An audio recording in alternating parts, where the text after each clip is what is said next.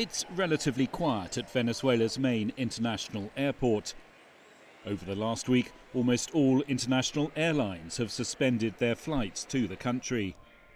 It follows a notice issued by the United States Federal Aviation Administration. The FAA warning issued last Friday advised airlines of heightened military activity in or around Venezuela.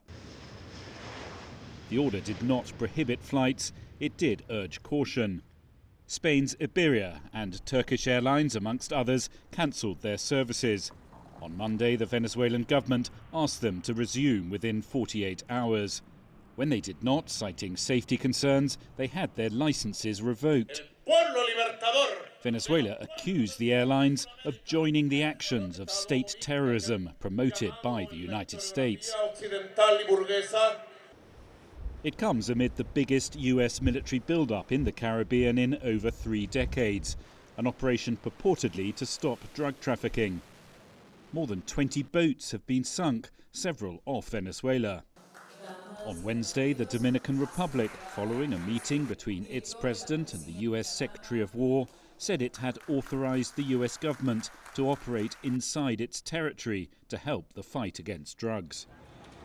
Meanwhile, the cancellations are causing serious disruption. Decoher was on a trip to Brazil last week, leaving her children with relatives. She was expecting to get back to Caracas with just one stop when the cancellations began. She ended up taking 3 flights to Colombia, then crossing the border to Venezuela by land, and then taking another flight. I was afraid that a war would break out, that something we were hearing about would happen, and that I wouldn't be able to be there to protect my children. It was a matter of whatever was going to happen, I wanted to be with my family.